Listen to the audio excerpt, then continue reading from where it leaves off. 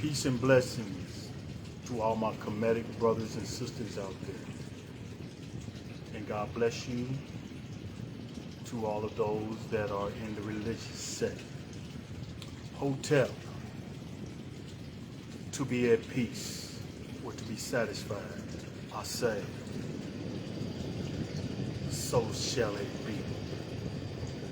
Today's subject, I would like to talk about the curse that Noah put upon Canaan in the book of Genesis. But the first thing that we want to understand, as I give you this here quick lesson, is why did God choose Noah? It's very important in this here, what I'm about to bring out to you, so that you can see this here hypocrisy. The first thing that we want to look at is in Genesis chapter 6, verse 9. It says, "These are the generations of Noah. Noah was a just man and perfect in his generation, and Noah walked with God." Now we want to understand, why did God choose the rest of the family? And this is in Genesis chapter 7, starting at verse 1. And it reads, "And the Lord said unto Noah, Come thou and all thy house into the ark, for thee I have seen righteousness before me in this generation." So in reading this here, we see that there was really no problem with Noah. And we want to make it clear, according to these scriptures that we just read, there was no problem with the family as well. Now this story is going to start off that I'm going to read to you in Genesis chapter 9. And I'm going to start at verse 18. And from here, I'm going to start breaking it down for you. Verse 18 in Genesis chapter 9. "And the sons of Noah that went forth out of the ark were Shem, Ham, and Japheth. And Ham is the father of Canaan." We're going to keep in mind why they keep mentioning Canaan. Verse 19. "These are the three sons of Noah, and of them was the whole earth overspread. And Noah began to be a husbandman, and he planted a vineyard. And he drank of the wine and was drunken. And he was uncovered within his tent." Within means inside. "And Ham, the father of Canaan," there they go mentioning his son again, Ham's son again, "saw the nakedness of his father." Ham saw the nakedness of his father, and told his two brothers without, which means outside. "And Shem and Japheth took a garment and laid it upon both their shoulders, and went backwards, and covered the nakedness of their father. And their faces were backward, and they saw not their father's nakedness." Why did they walk backwards? Because Ham done already told them what's in there. "And Noah awoke from his wine, and knew what his younger son had did unto him. And he said, Cursed be Canaan, a servant of servants shall he be unto his brethren. And he said, Blessed be the Lord God of Shem, Canaan shall be his servant. And God shall enlarge Japheth, and he shall dwell in the tents of Shem, and Canaan shall be his servant." So now we see that Noah was drunk, and Ham goes in to see his father to talk to him about something. But he discovered that his father was naked from his drunkenness. So he goes, the only thing that Ham did in this here story was just being disrespectful and not covering his father up and not saying anything about it. But instead, he saw what he saw and went out and gossiped about it. That's the only error that was done wrong. Now, the problem in this story is that when Noah woke from his wine and when he knew what Ham had did, he said, "Cursed be Canaan." Now, Canaan is the son of Ham. Now, what did Canaan do? Canaan didn't do anything at all.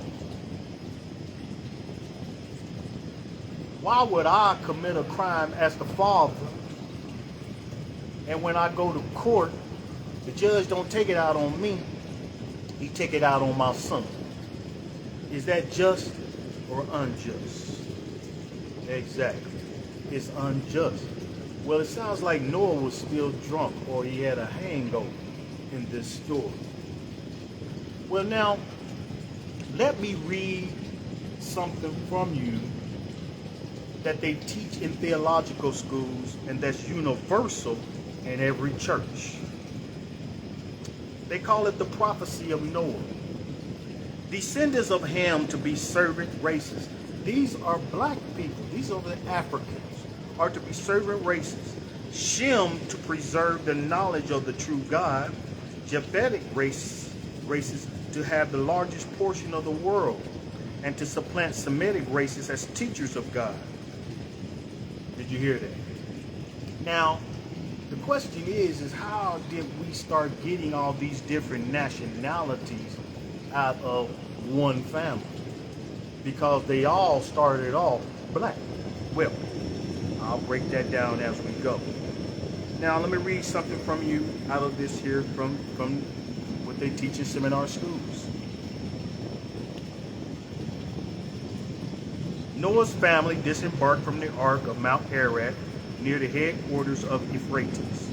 Then it seems they migrated back 500 miles to Babylon. Their pre-flood home, then 100 years later, were scattered by the confusion of tongues. The descendants of Japheth, north zone of nations.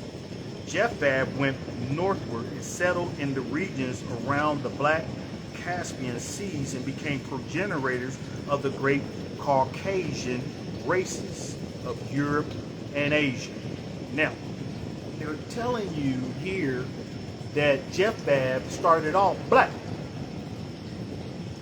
but as he went northwards, he lost his DNA. Did you hear that? He lost and became white, if you believe it. The descendants of Ham, south zone of nations.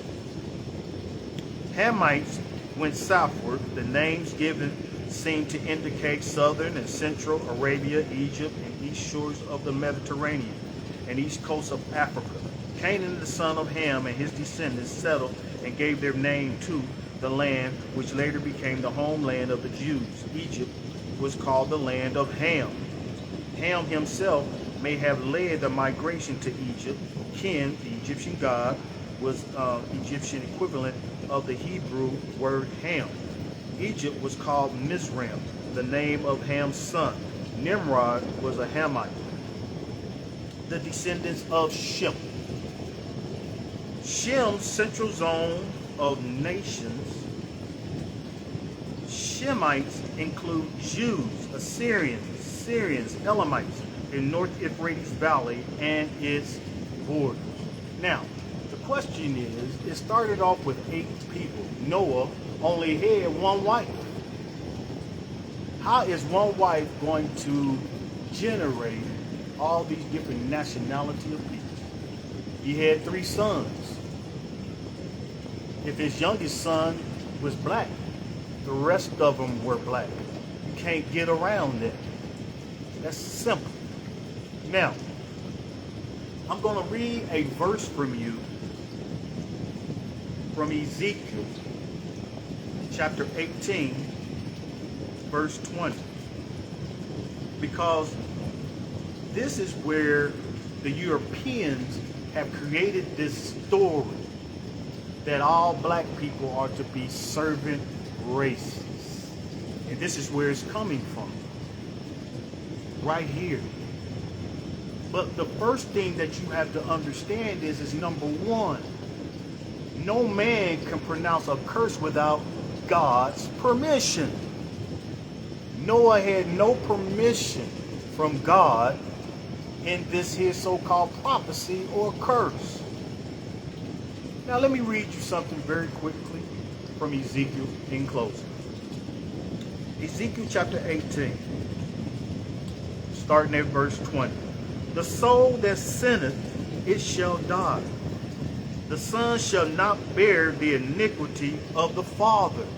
The son shall not bear iniquity of the father. Neither shall the father bear the iniquity of the son. So what was this that Noah did then? How is it that Canaan is bearing the iniquity of something that his father Ham did? The ink is dry and they can't change it. Maybe they'll come up with a new revised Bible where they can edit this here, try to clear that lie up. I hope and I pray that you got something out of this here lie that is written in this book about the nation of black people. Hotep and Asay.